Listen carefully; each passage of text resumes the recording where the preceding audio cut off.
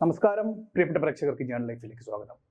VD. Satheesan സർക്കാർ അധികാരത്തിൽ വന്ന് 20 നാളുകൾ പിന്നിടുമ്പോൾ വീണ്ടും ചർച്ചയായി PM ശ്രീ പദ്ധതി. എന്നാൽ PM ശ്രീ പദ്ധതിയുമായി ബന്ധപ്പെട്ട് നിലവിലെ രാഷ്ട്രീയ നിലപാടുകളിൽ യാതൊരു മാറ്റവുമില്ലെന്നും പദ്ധതിയിലെ കേന്ദ്ര സർക്കാരിന്റെ നിബന്ധനകളോട് വിയോജിപ്പുണ്ടെന്നും വ്യക്തമാക്കിയിരിക്കുകയാണ് വിദ്യാഭ്യാസ മന്ത്രി N. ശംസുദ്ദീൻ.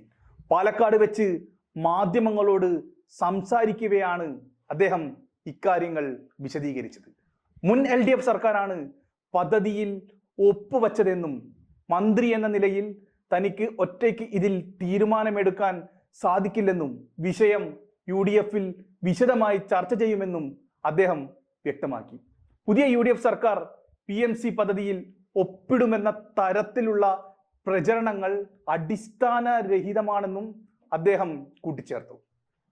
പുതിയ സർക്കാർ അധികാരത്തിൽ വന്നിട്ട് വെറും 20 ദിവസങ്ങൾ മാത്രമേ ആയിട്ടുള്ളൂവെന്നും ഈ ചുരുങ്ങിയ സമയത്തിനുള്ളിൽ ഒരു പുതിയ കരാറിലും ഏർപ്പെട്ടിട്ടില്ലെന്നും വിദ്യാഭ്യാസ മന്ത്രി ചൂണ്ടിക്കാട്ടി.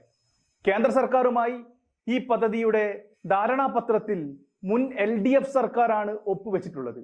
ഇരു സർക്കാരുകളും ചേർന്ന് ഒപ്പുവെച്ച ഒരു കരാറിൽ നിന്ന് ഏകപക്ഷീയമായി പെട്ടെന്ന് പിന്മാറുക എന്നത് പ്രായോഗികമല്ല. അതുകൊണ്ട് തന്നെ പെട്ടെന്നുള്ള ഒരു പിന്മാറ്റത്തിന് ചില സാങ്കേതിക ബുദ്ധിമുട്ടുകൾ ഉണ്ടെന്നും മന്ത്രി വിശദീകരിച്ചു.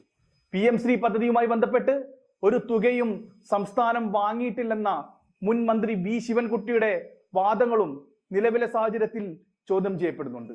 PM ശ്രീയിൽ ഒപ്പിട്ടാൽ മാത്രമേ സമഗ്ര ശിക്ഷ കേരള ഉൾപ്പെടെയുള്ള വിദ്യാഭ്യാസ പ്രവർത്തനങ്ങൾക്കുള്ള കേന്ദ്രവിഹിതം ലഭിക്കൂ എന്ന കേന്ദ്ര നിർബന്ധത്തിന്റെ അടിസ്ഥാനത്തിലാണ് അന്ന് LDF സർക്കാർ കരാറിൽ ഒപ്പിട്ടത്. ഇതനുസരിച്ച് 92 കോടിയോളം രൂപ സംസ്ഥാനത്തിന് ലഭിച്ചിട്ടുമുണ്ട്. പിന്നീട് ഇടതുമുന്നണിയിൽ നിന്ന് തന്നെ എതിർപ്പ് ഉയർന്നതോടെ മുൻ സർക്കാർ ഈ നടപടികൾ മരവിപ്പിക്കുകയായിരുന്നു. PM ശ്രീ പദ്ധതിയുമായി ബന്ധപ്പെട്ട് സംസ്ഥാന സർക്കാരുകൾക്ക് മേൽ കേന്ദ്രം നിബന്ധനകളും നിയന്ത്രണങ്ങളും അടിച്ചേൽപ്പിക്കുന്നതിനോട് യോജിപ്പില്ലെന്നാണ് മന്ത്രി ശംസുദ്ദീൻ പറയുന്നത്. ഫെഡറൽ സംവിധാനത്തിന് നിരക്കാത്ത ഈ നടപടികളോടുള്ള രാഷ്ട്രീയ വിയോജിപ്പ് ഇപ്പോഴും ശക്തമായി നിലനിൽക്കുന്നുണ്ട്.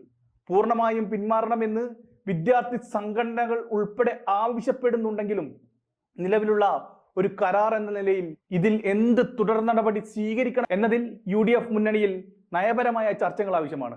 മുന്നണിയിൽ ആലോചിച്ച ശേഷം മാത്രമേ സർക്കാരിന് അന്തിമ തീരുമാനത്തിലേക്ക് എത്താൻ കഴിയുകയുള്ളൂ എന്ന് അദ്ദേഹം